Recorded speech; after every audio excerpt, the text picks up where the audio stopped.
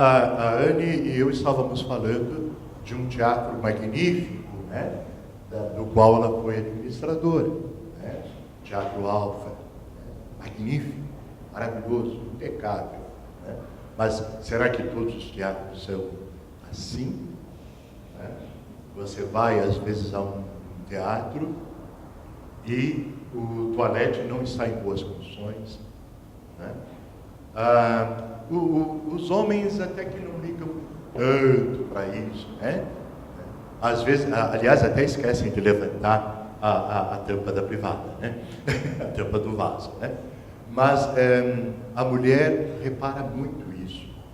A mulher repara muito se um toalete de um determinado lugar não está em boas condições. Isso depõe contra a qualidade do serviço que vai ser prestado. Não acha, Joana?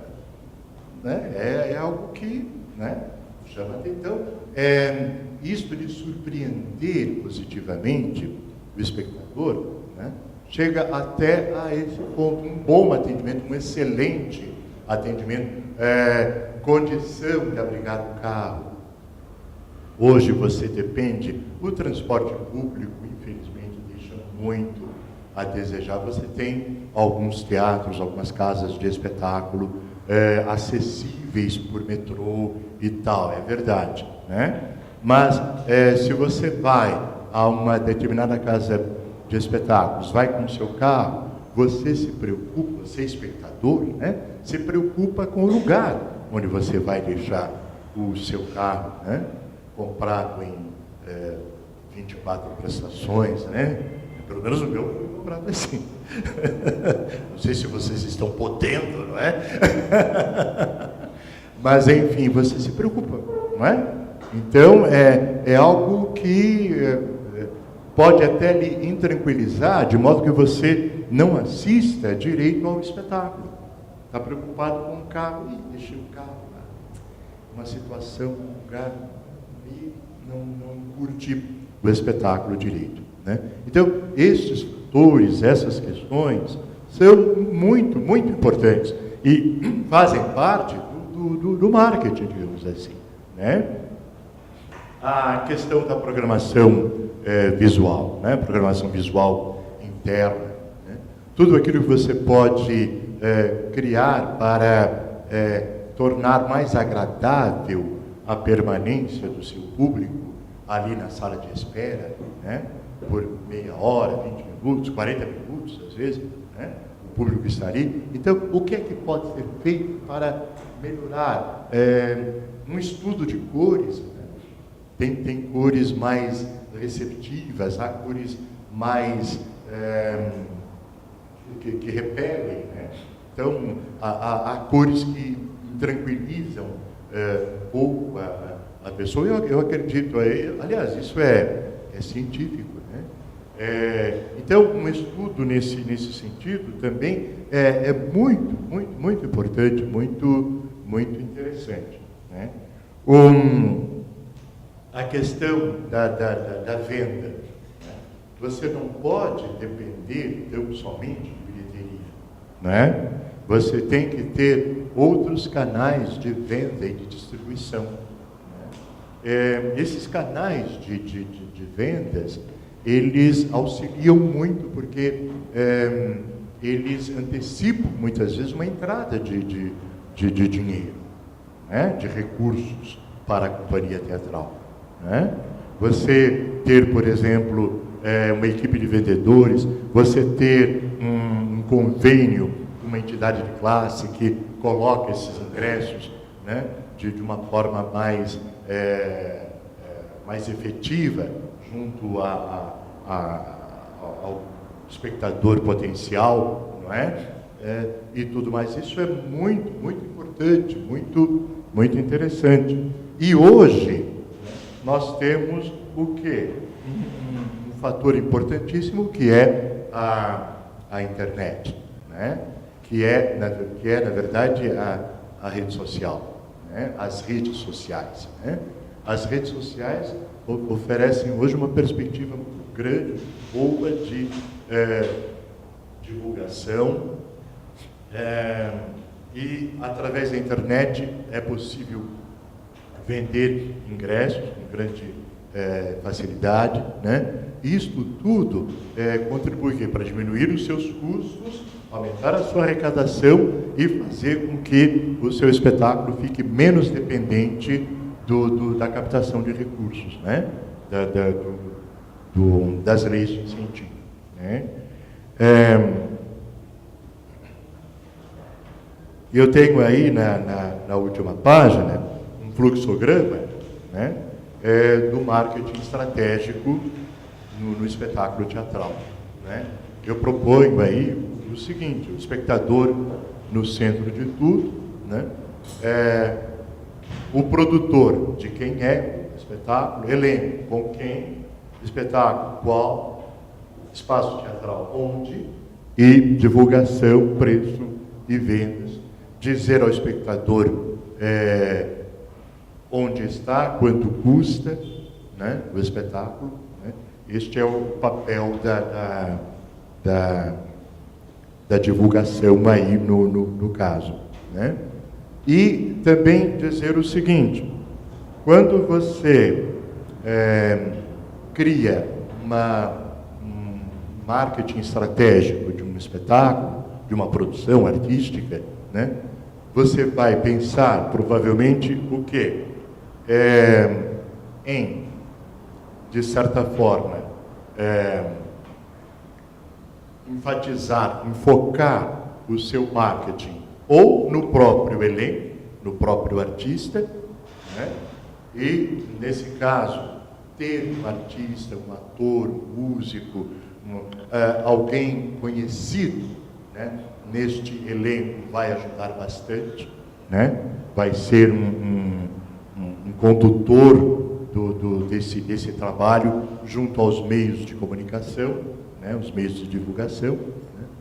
Ou você pode centrar o seu marketing, né, na figura do próprio diretor, né? Às vezes você tem um diretor muito conhecido, muito respeitado, né, que chama para si toda a questão da divulgação. Não importa muito, entre aspas, né, quais são os atores, mas você sabe que tem a assinatura do diretor fulano de tal, né? Isso acontece muito, acredito, com relação ao Antunes Filho, né? Antunes Filho é uma grife, né? Até recentemente, só ele dirigia os espetáculos da CPT, né? Que é o Centro de Pesquisa Teatral do SESC, né? Ultimamente ele tem passado já um pouco essa incumbência para outros diretores formados por ele. Mas você vai, muitas vezes, para assistir a mais uma direção do Antunes Filho. Não importa muito com quem é, né? E este foco de marketing pode estar também em outros aspectos, no próprio espaço teatral, né? Às vezes o espaço teatral que é, de certa forma, digamos assim, o atrativo de marketing, né? Às vezes, este atrativo de marketing, esse foco de marketing, né, está colocado numa própria empresa, né, que realiza esse espetáculo. SESC e SESI também funcionam nesse sentido, né? São elementos assim que avalizam o trabalho, ou a junção de vários desses aspectos, né? No mesmo trabalho. Né? Enfim, agora eu queria realmente ouvir as perguntas, a participação de vocês. Eu acho que do nosso tempo aí dá para pelo menos mais uns 15 minutos de debate, e talvez isso que seja o mais importante de tudo, né? Tá? Então, quem gostaria de colocar alguma, pode discordar de mim, hein? gênero, número e grau, não tem problema, viu? Tá? Não tem problema, não. Essas são apenas, assim, algumas colocações. Né? Dani, você quer começar enquanto eles perdem a timidez? Ricardo, você mostra aqui alguns modelos que são ideais, né? Obviamente. Sabemos que dentro dos ambientes de teatro, aquele modelo que você iniciou, né, do diretor faz tudo, é o que prevalece. Né? E o que mais acontece daí, além do diretor faz tudo, é a solicitação que os próprios atores de teatro passem a se tornar os outros personagens administrativos, mesmo tendo condições e qualificações muito diferenciadas, até muito distantes das necessidades. Então, a gente vê que o mercado, apesar de termos aí 20 anos de leis de incentivo, com 100% de dedução fiscal em cima do teatro, e termos ampliado, né, freneticamente o número de peças de teatro que ocorre, principalmente no estado de São Paulo, né, muito mais aqui em São Paulo, né, não dizer aqui na cidade de São Paulo, mas que o status quo, né, a maneira de gestão ainda é psicótica, né, para não dizer outra palavra. Quer dizer, é uma maneira de gestão ainda baseada em conceitos, como você falou, de não poder ter lucro, de não poder ter uma boa administração, de não termos especialistas. Raros são os grupos que têm formação. Nessa escola está começando com esse processo até de formar, porque não tem mesmo. Né? Então, você como gestor, eu vi que você já fez várias gestões em teatro. Como que você imagina que a gente possa transformar a médio prazo esta relação desse universo de teatro que é tão requisitado, né? Dizem sempre, como apareceu a televisão, o teatro ia reduzir, apareceu o cinema, apareceu isso, e o teatro está aí, muito bem, obrigado, as pessoas necessitam desse contato, mas a gente ainda vê uma ausência de profissionalismo, especialmente pela forma em que os atores até passam por sua formação. Né? Então, eu queria que você, como gestor, desse um pouquinho desse olhar assim do presente e futuro, para a gente entender um pouco como é que funciona. A sua colocação é ótima, muito pertinente. Eu comecei a me interessar também por esse assunto quando lecionava na Faculdade Paulista de Artes. E fiquei sabendo que, naquele período, pelo menos, a Escola de Arte Dramática da Universidade de São Paulo não tinha a disciplina Administração e Marketing no teatro. Né? E que outros cursos também, que o curso da Unicamp também não tinha. Que escolas de nível médio, então, nem pensavam nesta possibilidade. Né? Felizmente surgiu a SP Escola de Teatro como uma forma de suprir essas carências tão dramáticas, tão urgentes que o fazedor de teatro, né, o fazedor de arte, o artista tem dentro da sua própria formação, né, através desses cursos livres, mas com toda uma responsabilidade, com toda uma força. Eu acho que um caminho magnífico é esse. Né? O outro caminho seria realmente a colocação como obrigatoriedade dessas disciplinas na formação de nível superior. Né? O artista, o técnico que se forma, né, em nível superior, deveria ter essas disciplinas de gestão, de arte, de administração, do fazer teatral, do fazer artístico, né, como disciplina. E, por outro lado, também, o caminho inverso. Né? Seria muito importante que outros cientistas, outros pesquisadores de outras áreas se interessassem pela questão artística. Né? Você diz na sua apresentação, que eu assisti, da importância da área artística como fornecedora, né? Como oferta de postos de trabalho. Né? Então, você diz lá que a área artística oferece mais trabalhos, mais postos de trabalho do que muitas outras áreas do conhecimento humano, do trabalho humano. Né?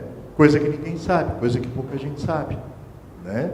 Então, assim como, claro, eu já tinha um interesse evidente por isso, na medida em que sou ator, atuei durante muito tempo, produzi espetáculos, fiz parte de um grupo experimental, um núcleo de expressão, de Osasco e tudo mais.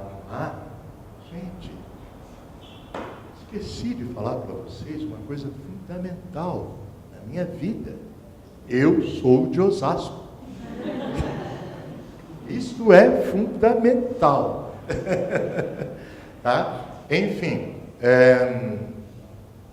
me interessei por essa área dentro de uma pesquisa a respeito de administração e, por sorte, o meu orientador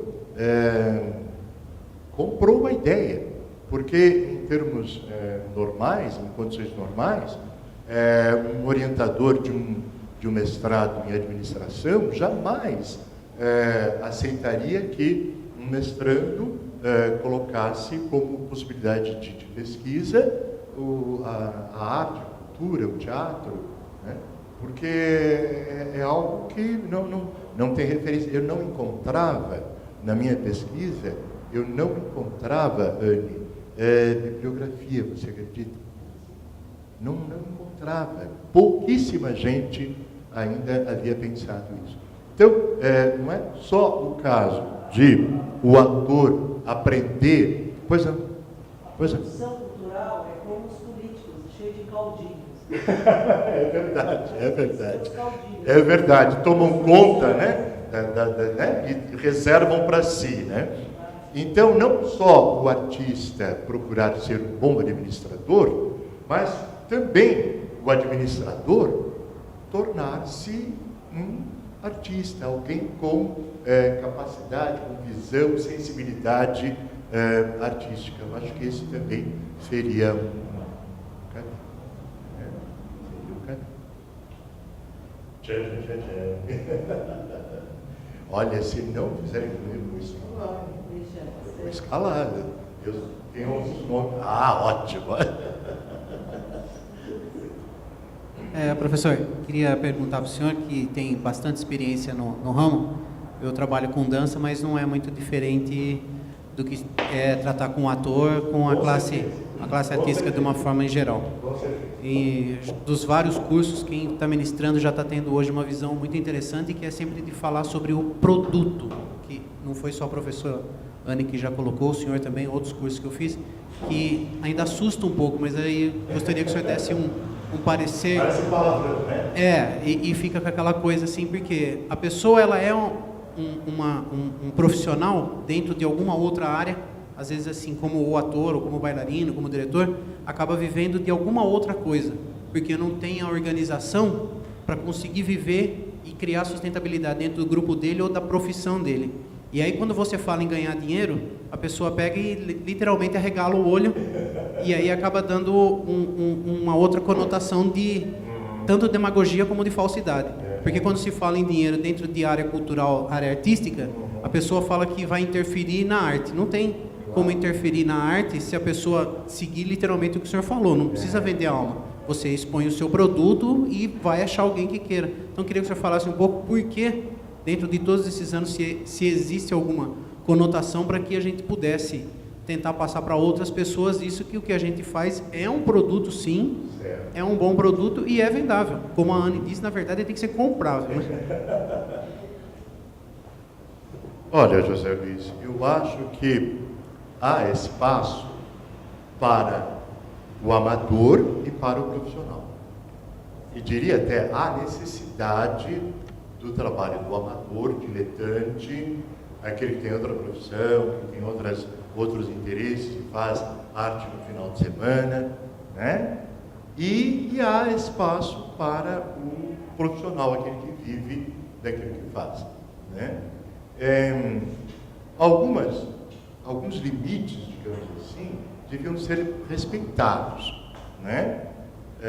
Por exemplo, o amador absolutamente não devia cobrar ingresso, deveria ter alguma forma de manutenção que não fosse exatamente a cobrança de ingresso competindo com o profissional. E se no caso de cobrar ingresso, né, que aquilo não acabasse sendo também complementação de salário, complementação de... Né, que houvesse uma, digamos assim, uma ética, uma postura ética com relação a isso, né? Eu acho, o período em que eu fui curador do Teatro Municipal de Osasco, né, eu me defrontei muito com esse tipo de coisa.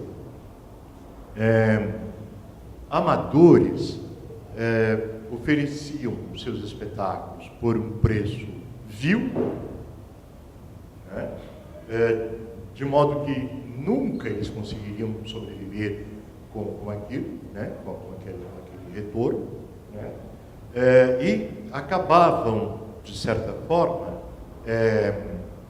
tirando, pulverizando, diminuindo a possibilidade dos verdadeiros profissionais, né, de fazer preço, de fazer a temporada, de terem um retorno do seu trabalho, né. Este é um aspecto grave que precisa ser resolvido, né.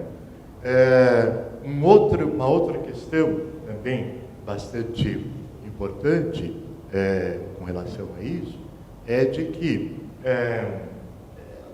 enfim, é preciso que você tenha confiança naquilo que você faz, né? Você confie no seu trabalho e se autovalorize, né?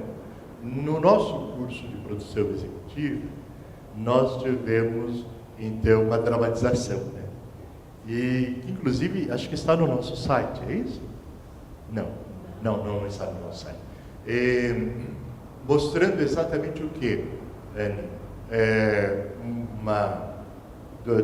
Dois produtores de teatro, um rapaz e uma moça, né, que chegam na frente de um diretor de marketing de uma empresa, né, para conseguir, então, né, apresentar o projeto com vistas a conseguir, né, captar recursos, né, para a produção do espetáculo. E mostramos duas versões da situação, né. Na primeira, né, esses dois chegando como se estivessem pedindo uma esmola, né, pedintes, né, tímidos, assustados. Olha, viemos aqui pedir, o que era mesmo?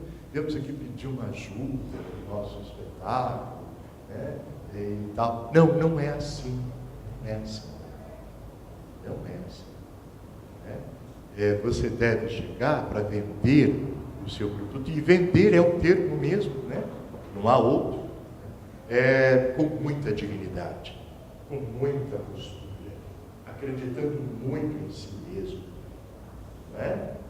É certo de que aquilo que você tem para vender vai ser muito bom, muito interessante, muito importante para aquele que está se candidatando a comprar. Né? Se todos nós que formos em busca de uma captação de recursos, né, e aproveitando também para falar desse assunto, se nós tivermos essa postura, isso nos marcará como profissionais, né? Se temos um preço, se sabemos precificar, se sabemos estabelecer um valor, então somos profissionais. Né? Somos. Porque o diletante, não, aí qualquer coisa. A gente vai em troca do lanche, qualquer coisa assim. Não é assim. Né? Então, muito importante também é isso, de você acreditar no seu trabalho, né? Que você é realmente este profissional e que você precisa disso para viver. Vou viver disso. Né? Vou viver disso. Respeito quem consegue se equilibrar em duas canoas, né? Que é ao mesmo tempo profissional, mas que trabalha em uma outra atividade, né?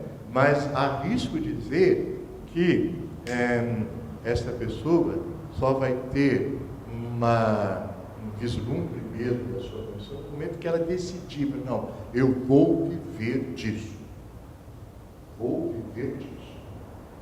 E no caso, a dança está muito próxima do teatro nesse aspecto. A situação é muito parecida, assim. Né? E reconhecer que é um produto. É um produto. Né? Não há como negar esta realidade. E isso não desmerece. Vejam, ainda uma outra questão importante é de que você pode perfeitamente, né, continuar procurando, né, um patrocinador, mesmo no caso de captação de recursos, né, um patrocinador para o seu espetáculo, né, e não ter necessariamente que criar um espetáculo para o seu patrocinador. E são duas coisas muito diferentes. Né? A sua condição, o seu fazer artístico, a sua ética, a sua visão de mundo, o seu posicionamento como pessoa, né? Permanece ali. Né? Permanece. Você vai oferecer com muita dignidade. Claro, você vai levar em conta, né, o que esse mercado, que esse espectador quer, né? Mas não necessariamente, né, você, digamos assim, dizer amém para tudo que o patrocinador tenta impor.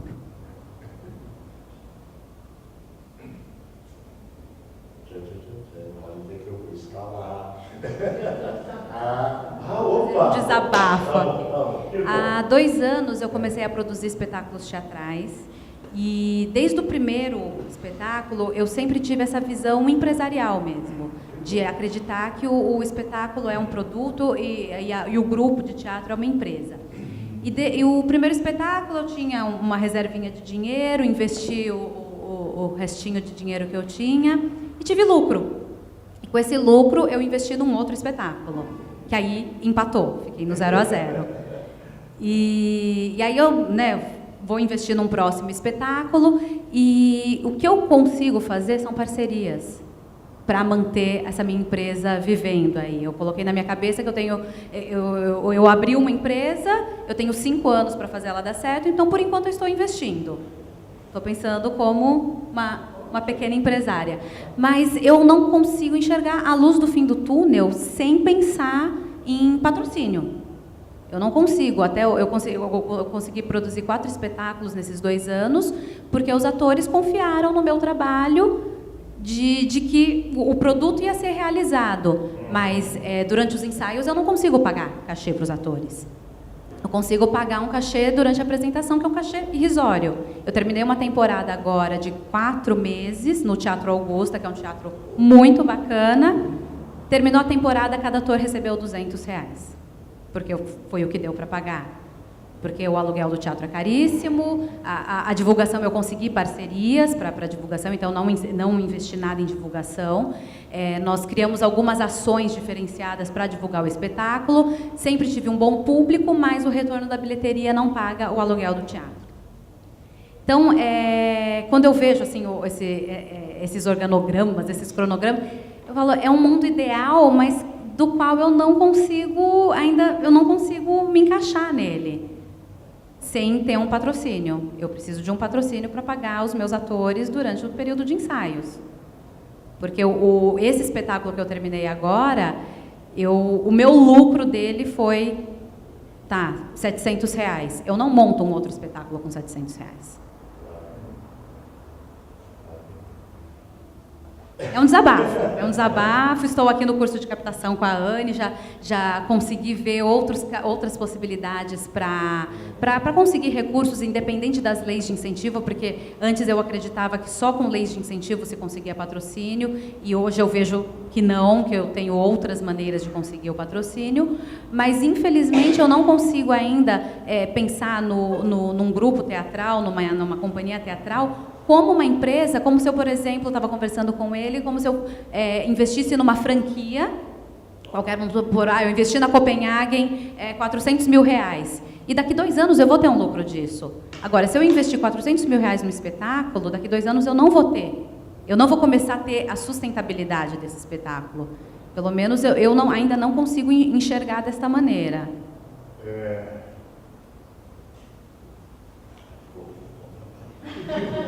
Então, Lígia, mas veja, você diz assim, se você, não vamos nem dizer R$400 mil, né? Mas ninguém pode afirmar com certeza que uma produção teatral, que uma série de produções teatrais, artísticas, não poderão dar retorno financeiro em X tempo, né? A gente também não tem como afirmar isso. Mas eu lhe diria o seguinte, eu acho que você está num caminho corretíssimo, né? Você também não recorreu a leis de incentivo, até agora, não entrou em editais, mas porque, de alguma forma, você queria começar, criar um... Entrou? Não conseguiu. Certo. Então, agora veja, Lígia, na pesquisa que nós fizemos, no curso de produção executiva, nós vimos 2 ou 3 casos de grupos teatrais, companhias teatrais, que primeiro se autoproduziram, não é? Foi isso? Se autoproduziram durante algum tempo, e só agora, recentemente, é que haviam conseguido estados, condições de conseguir realmente captar recursos pela Lei Rouanet, né? Então, esse é um dado, né? Claro que há empresas, né? Claro que há situações em que, numa primeira tentativa, né, essa empresa teatral já consegue captar, né? Mas não deixa de ser, de certa forma, de alguma forma, digamos assim, razoável, né, que você tenha um currículo, tenha um histórico, né, para apresentar para quem vai, eventualmente, colocar dinheiro na sua produção, né? Esse currículo, essa história também é importante, né? Então, o que você já conseguiu é importantíssimo. Talvez isso lhe ajude muito agora, né? Eu tenho certeza que você vai ter sucesso numa próxima captação. Você está muito mais bem preparada para isso, você tem muito mais argumento, e você tem uma história. Você tem, olha, já fiz isso, minha empresa já fez isso, já produziu isso, né? Então, estes são argumentos que você certamente vai usar, né? E mas dentro daquilo que eu falei para você, com muita confiança. Né? Chegaram lá nesse diretor de marketing com muita confiança, certa de que vai estar oferecendo para ele algo que ele realmente necessita. Né? E também o seguinte, quando a coisa aperta mesmo de vez, aí você consegue. Né? Quando a coisa aperta, de alguma forma, vamos dizer que de alguma forma você tinha aí alguma alternativa, né, até agora. Né? Agora, se a alternativa é vencer ou vencer, você vai vencer. Você vai conseguir. Tenha certeza disso. Tá bom? Eu acredito. Quero saber depois, hein? Desculpa, só vou fazer mais uma observação. Eu acho importante, nessa gestão teatral, pensarmos, né, nessas estruturas verticais, mas eu vejo também muita dificuldade no pensamento das relações horizontais. Né? Porque quando eu ouço assim, eu tenho uma companhia, e eu investi, eu fiz, eu não sei o quê, que companhia é essa? Quem é esse companheiro? Né? Às vezes eu percebo que artistas mais empreendedores carregam um montão de gente nas costas. Né? Tem relações distorcidas, não tem clareza das distribuições dos recursos, e no frigir dos ovos, eu nesses 2 anos dando aula aqui, vários módulos, sempre com muitas turmas de teatro, eu percebo isso, que há até um certo entristecimento, porque não tem relações claras, contratuais, de parcerias. Né? Então, se ousamos chamar de companhia, companhias são todos trabalhando para o mesmo fim, são todos deixando de ganhar, e são todos ganhando dentro de uma certa proporcionalidade de dedicação de trabalho. Senão, é a empresa de um que contrata e que administra os demais. Então, acho que essa é uma relação também que, para o setor do teatro, não tem muita clareza. Até porque o setor do teatro é muito, absolutamente informal. Ele tem um nível de informalidade muito grande. Então, até de uma certa maneira, meus alunos sabem que eu sempre falo assim, é muito interessante que, falando especificamente de teatro, as pessoas de teatro querem utilizar de insumos públicos, mas não querem pagar impostos. Então, é uma coisa meio uma dicotomia, né? Quer dizer, é uma coisa também maluca, não é? Então, todo mundo do teatro, porque o empreendedor é isso, o investidor não deu dinheiro, porque o governo não sei o quê, mas e você? Qual é a sua pessoa jurídica? Não tem, eu compro nota fria, eu compro nota do vizinho, eu compro não sei o quê, eu tenho 50 anos de mercado, não tenho nota, não tenho nada, não existo. Então, a gente também... E, obviamente, por causa dessa informalidade, você não tem contratos, você não tem clareza e voltamos a dizer, daquele mundinho que vai e volta, mesmo diante de um cenário tão prospectivo, né, de produção nacional como temos. Né? Então, eu acho que a maior parte das questões do cenário teatral está nas pessoas, não no dinheiro. Está no pensamento e na maneira de gestão, não necessariamente no dinheiro, né? De quanto dinheiro se tem, mas como pensar o negócio da cultura. Eu acho que é talvez uma das áreas mais reativas que eu conheço.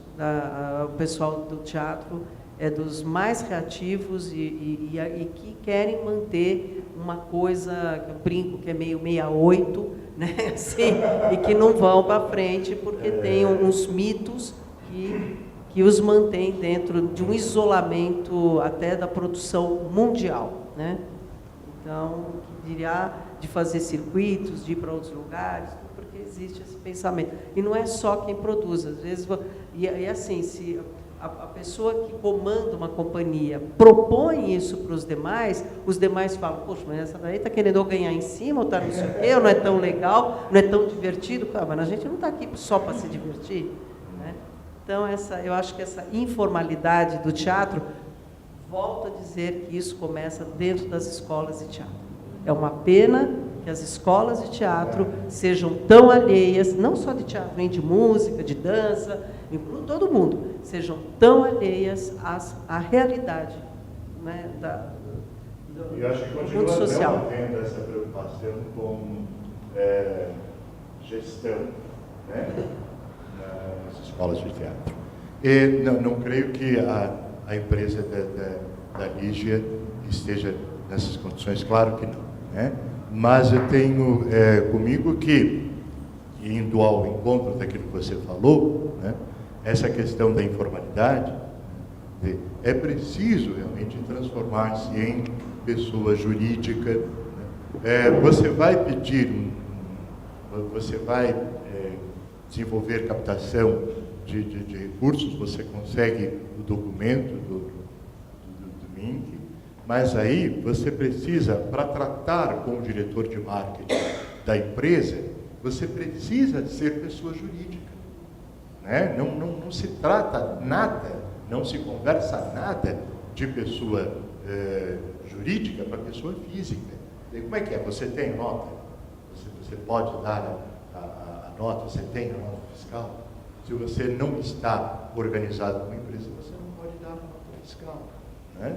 Então, talvez seja o início de tudo exatamente essa organização administrativa, para depois poder realmente conseguir patrocínio através das leis de incentivo. E uma coisa também muito importante que nós discutimos, Anne, no curso de produção executiva, né? Há editais que não vale a pena concorrer. Não vale a pena. Você tem a sua empresa, né? Você se compromete, através daquele edital, a fazer XYZ apresentações lá não sei aonde, né? E a paga que oferece, a contrapartida em dinheiro que é oferecida, é irrisória, né? Você está vendo que você não vai dar conta daquilo, né? Mas no fundo, acho que você pensa assim, não vou ser contemplado, né? Aí acaba sendo contemplado, né, Antônio? E aí como é que faz? Sabe? Então, há certos editais, um aspecto de profissionalização também é de saber a que concorrer, né? Se o edital não propõe aquilo que é conveniente para a sua empresa, para o seu espetáculo, né? Não entre, não concorra. Vai só arrumar dor de cabeça, não é? Então, isso é um dado também bastante importante a ser considerado. Olha, eu me coloco de acordo com a sua orientação, né? Como é que... Pois não, Joana. Vamos. Queria saber o que o senhor, você, posso chamá-lo de senhor? Claro, claro, meu Deus. Queria saber o que o senhor acha da gratuidade. Não, assim, eu costumo ir bastante em eventos gratuitos e não deixo de valorizar, né, os eventos, tanto culturais quanto corporativos. Assim, a gente já discutiu algumas vezes aqui com a professora e é um tema bem polêmico. Tem gente que acha legal, tem gente que não.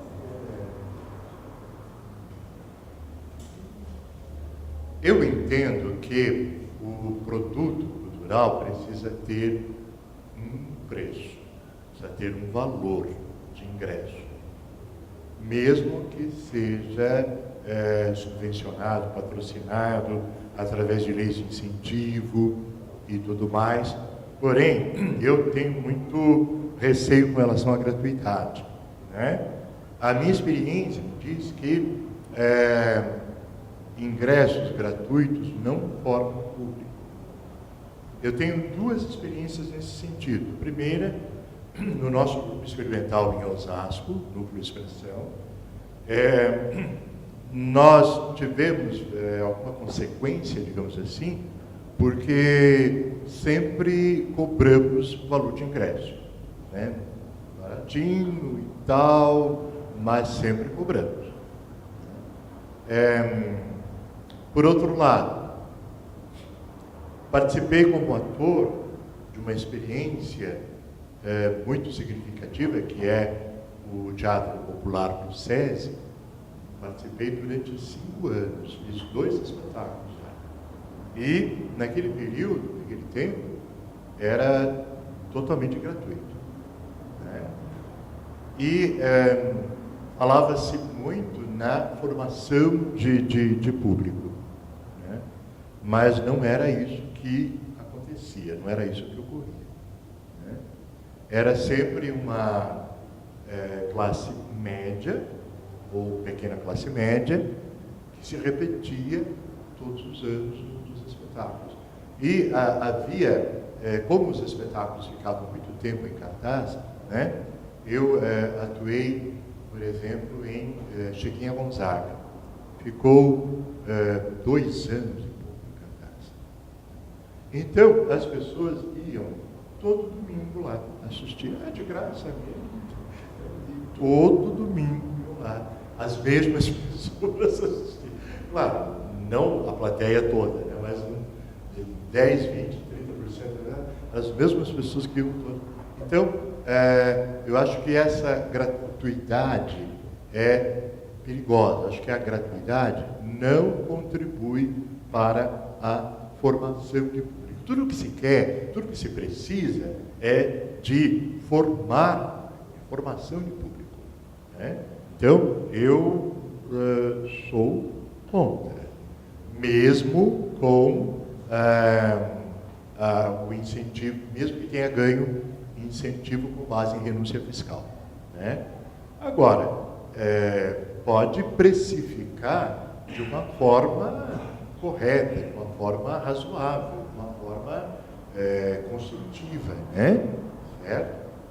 Então, é isso que... Mas e você? O que você pensa? Fala. O projeto que eu vou fazer, né? Aqui, vai ser aqui na Praça Roosevelt. Como é em praça, é gratuito. Eu nunca vi um evento feito em praça cobrado. Não pode cobrar. Aí, assim, eu frequento bastante, só que eu achava que, sei lá, fosse uma forma de incentivar, né, a cultura, a gratuidade. Ou pelo menos por um tempo. Agora, tem lugares que o Itaú Cultural sempre foi gratuito. O SESI também, né? A Fiesp. O SESI já não é mais. Não é mais. Já não é mais. Só em determinadas situações que o ingresso é gratuito. Mas o Antônio ia falar? O que eu iria falar é que mesmo você fazendo na praça, você paga-se uma taxa, né? Fora tudo aquilo que você vai gastar. Com ambulância, ECAD. Então, você tem todos esses custos para você gerar um evento gratuito. E gratuito, quem faz é o governo. Por isso que existe incentivos com virada cultural, 20 de novembro, comemorando a Consciência Negra, Gonzagão, que foi feito este ano na Praça do Anhangabaú. Então, esses são eventos culturais que o governo faz isso para esse destino. No caso do Itaú, a produção ela é paga, ela recebe o dinheiro do Itaú. Então, o produtor ele não está oferecendo de graça. Alguma empresa pagou. Os ingressos são oferecidos gratuitamente à população, mas o Itaú pagou aquela produção. No caso do SESI também, esse é um edital do SESI, a produção ela já recebe o valor do dinheiro. Então, eu como produtor, eu não tenho, eu já recebi a minha parte, então não tem problema eu oferecer, quem está oferecendo é o SESI, a instituição, não a produção. Eu acho que isso daí é um grande problema realmente da área cultural, porque as pessoas têm muita dificuldade de pensar como empresa. Tá? Você pega, por exemplo, uma indústria automobilística. Ela tem muita subvenção do governo, ela tem vários facilitadores, e vai lá pedir um carro de graça para ver se ela dá. ela não dá. E o produto dela é altamente comprável. Ela necessariamente não precisa dessas subvenções para poder sobreviver. E a gente tem que pensar nisso como empresa também. A gente tem que pensar no nosso produto como empresa. Isenção de IPI. Então, eu acho que vocês têm toda a razão que a Shirley colocou, que a Lígia falou, também é muito, muito importante. Esse é um assunto... Eu queria dar um exemplo nessa questão de você dar ingressos gratuitos, porque nós estamos com um espetáculo em cartaz e a gente resolveu fazer uma apresentação e dar ingressos gratuitos para algumas pessoas. Então a gente pegou uma lista de pessoas de algumas empresas e mandamos para os e-mails delas, falando assim: você imprime esse voucher, apresenta na bilheteria e retira seu ingresso. Só que o que eu fiz? Eu fiz uma lista com o nome dessas pessoas. Então, quando elas chegavam no teatro, elas vinham primeiro falar comigo. E aí, na hora de falar o nome, não tinha na lista. Ou seja, me repassaram esse e-mail. Entendi. Então, a gente pensou que, dando o ingresso gratuito, a gente ia, de repente, formar um público, né? Mas as pessoas realmente não dão valor nisso. Olha, que interessante isso. Interessante. Eu dei o convite para a Elisa e a Elisa não foi.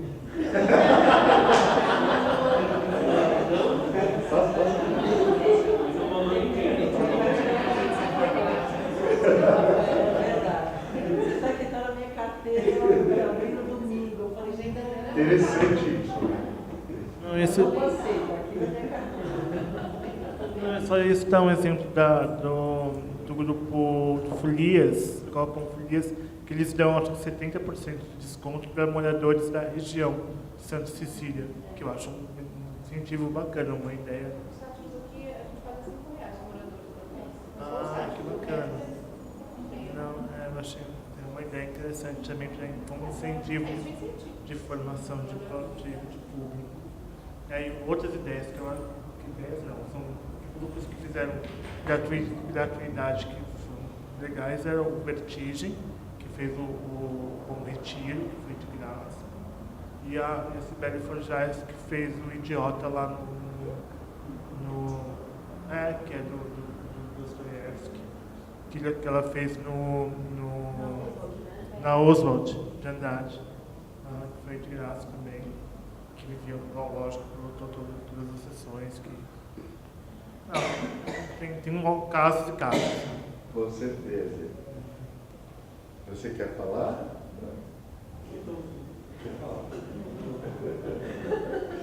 Não, gente, então, porque eu tenho uma experiência, minha experiência de teatro é mais em Brasília, assim, que é um outro universo, né, lá a gente tem uma coisinha em relação ao marketing, a gente tem uma coisinha chamada um bom programa a pé. Brasília parece que tem mais carros do que pessoas na rua, né, é uma coisa meio engraçada, parece uma cidade do Playmobil, assim, você só vê carrinho passando e pensa que não tem ninguém na rua.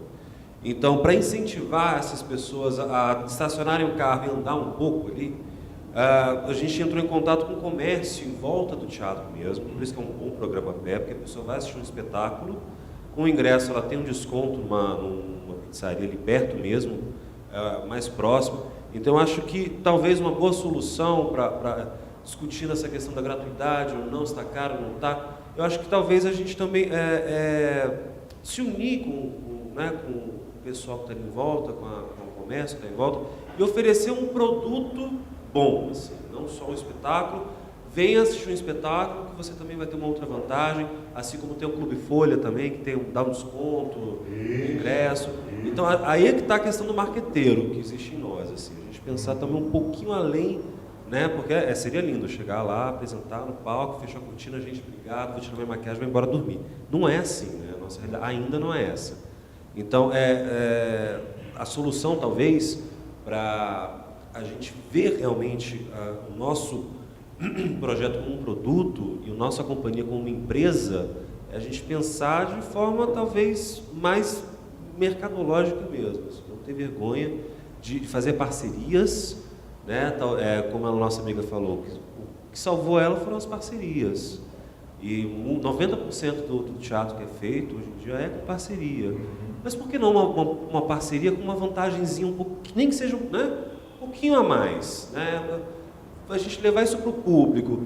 A formação do público se torna dessa forma, porque a gente estava administrando o Teatro Goldoni, que é um teatro que é mantido pela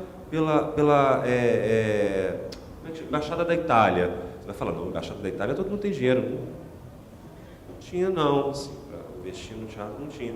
Então a gente tinha que, né, pegar essas formas de a gente poder atrair o público. Isso sim eu acredito que seja uma formação de público. Não só do espetáculo que está na casa, como, não, eu vou no Goldoni, porque lá no Goldoni eu tenho uma vantagem, E as pessoas gostam dessas coisinhas, né? Brasileiro a gente pega muito para, né, esse detalhezinho a gente acaba pegando o público, formando o público dessa forma.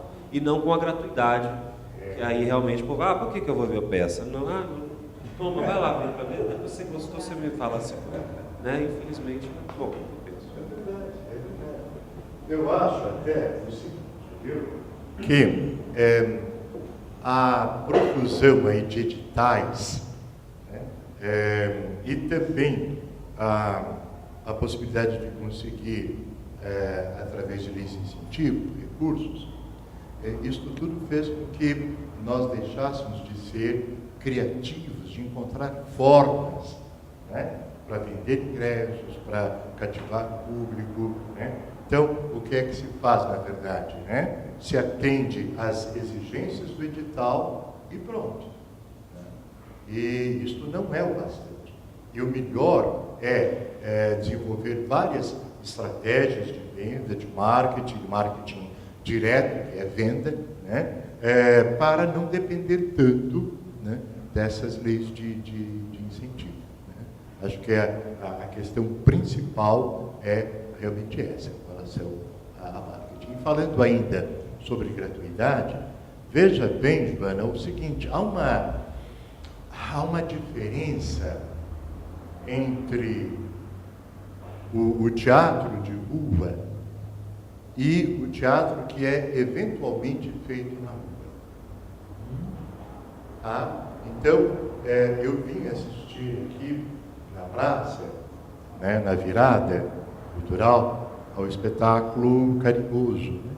Carinhoso, da Denise Fraga, né? E a linda Cláudia Mello, né? Chorinho. O que eu falei? Carinhoso? Que é um chorinho. Olha a minha cabeça aqui. Então, é um exemplo de um espetáculo que foi feito na rua, não é um espetáculo de rua. E aí eu diria o seguinte, espetáculos de rua são eventuais, tá? Acho que dá para afirmar isso, estou pensando aqui agora, realmente são eventuais, são eventos, né? Para você manter uma estrutura de periodicidade, de temporada, de tudo, de um espetáculo, você precisa de uma estrutura, de um local, né? E aí volta a questão da dificuldade da gratuidade. A gratuidade não garante, olha o canal, né? Na verdade, estavam repassando. De 200 pessoas, mais ou menos, 100 foram, das quais, assim, 80% era repasse. Olha só. Interessantíssimo isso, hein? E nós mandamos, né, esses e-mails, geralmente, para o pessoal de marketing, de vendas. Sim. E era para tentar negociar alguma coisa com eles. Sim. Mas o sucesso não foi. No início da minha carreira profissional, né, como ator, havia um costume de, às segundas-feiras, haver um espetáculo para a classe teatral. Né? Isso aí pelos anos 1960, 1970, por aí, né? Até os anos 1980. Então, às segundas-feiras, os espetáculos em cartaz, cada vez por semana, tá? Fazia uma apresentação para a classe teatral como meio de divulgar E essa apresentação era gratuita, né? Os ingressos gratuitos, né? Havia aqueles que já tinham o expertise de frequentar esse lugar, apresentar algum documento, alguma forma de identificar. Eu sou da classe, né? A gente até brinca, pessoas que diziam assim, eu sou da classe.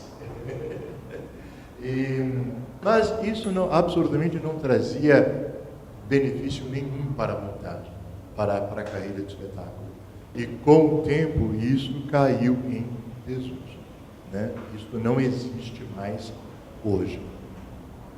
Enfim, a minha posição é essa, eu sou contra a gratuidade. Não é uma boa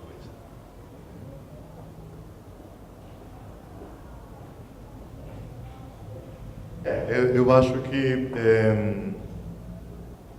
está mais ou menos no... Vocês devem ter outros compromissos, né?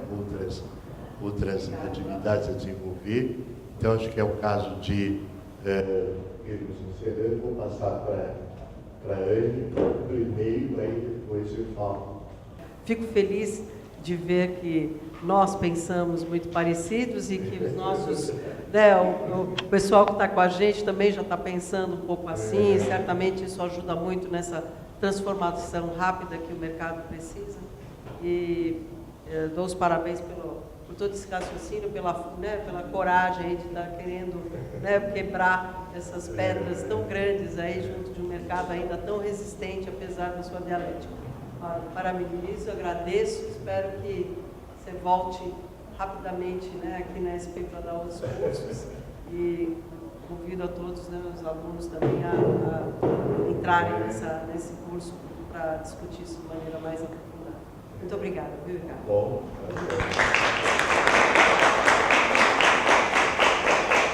eu agradeço a você, Anne, pela gentileza e pela confiança, né, de permitir que eu falasse com esse público tão seleto, né? Tá? Agradecer a vocês e não percam este entusiasmo, essa fé que vocês têm na arte, viu, gente? Não percam, isso é muito bonito, né?